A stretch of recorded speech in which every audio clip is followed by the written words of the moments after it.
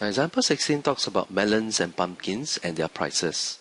Now, you're told that melons are sold at a price of $1.5 per kilogram, and the mass of melons are normally distributed with mean 0.8 and standard deviation 0.1.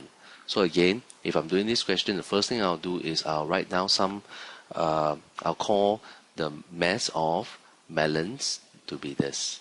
Okay, X normally distributed with mean 0.8 and standard deviation 0.1, and I'm writing variance here, so I have to put a 0.1 square. Then after that, you're told that there are pumpkins. Pumpkins are sold at this price, half dollar per kg, and then the mass are normally distributed with mean 0.2 kg and standard deviation 0.2 kilogram. So if I'm again doing this, I will jot down somewhere. Okay, pumpkins. I'll call the mass of a pumpkin Y is normally distributed with mean 1.2 and standard deviation, or rather variance here, 0.2 square. Okay. So they want you to find the probability that the total price of 5 randomly chosen melons and 3 randomly chosen pumpkins will exceed $8. So what exactly are they asking you here?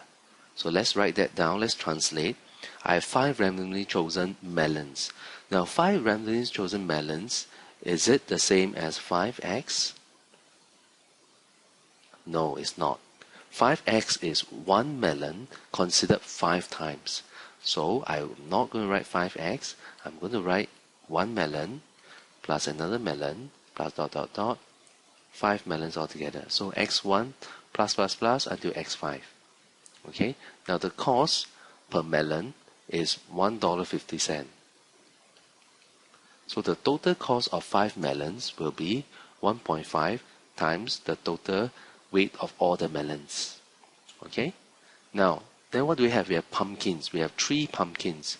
So if Y1 is the mass of 1 pumpkin, Y2 is the second one, and Y3 is the third one, then Y1 plus Y2 plus Y3 is the total mass of 3 randomly chosen pumpkins. And because each pumpkin costs $0.5 per kg, so the total cost will be just this. Okay, and you want the total cost to exceed $8. So I have translated that English statement into a max equation.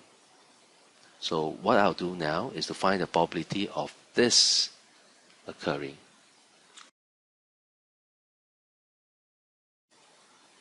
Now let's take a look at how we can present our solution. Again, we start by defining. Okay, we define our x and our y. Okay, one of them will be the mass of a randomly chosen melon, and the other one, y, will be the mass of a randomly chosen pumpkin. So I explained how we will be able to write down your distribution for x and y earlier, and our objective is this. I want to find the probability that the sum of the weight of all my melons times 1.5 plus 0.5 times the sum of the mass of all my pumpkins must be bigger than 8. Okay, so this is the probability I want to find. Now, a neat way, right, to present our solution to not have a long cluster of x's and y's, right, is to give a new name to this piece here. Okay, in your notes we call this M, and we call this W.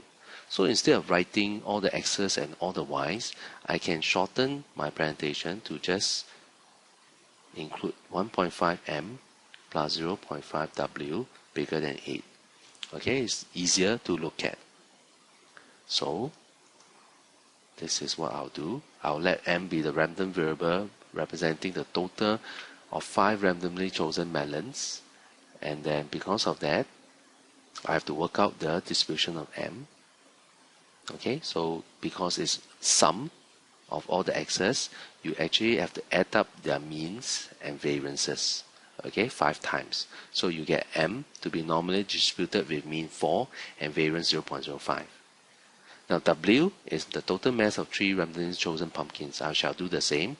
Okay, and work out the distribution for W. So it's 3 of them, so it's 1.2 added 3 times, and 0.2 square added 3 times as well. So my W is a normal distribution with mean 3.6 and variance 0.12.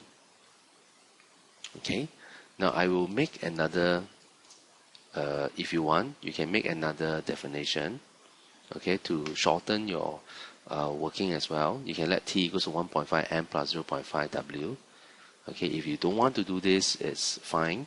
Okay, it's just to make your, again, the working look neater, that's all. So you let t be this, and you can write down the distribution of 1.5 m plus 0.5 w, okay, by working out the mean and the variances. And then you will get your t, okay, to be normally distributed with mean 7.8 and variance 0.1425. And then once you've got this, then the probability that you want to find is probability t bigger than 8. Okay, and then use your GC and you get your answer. Done.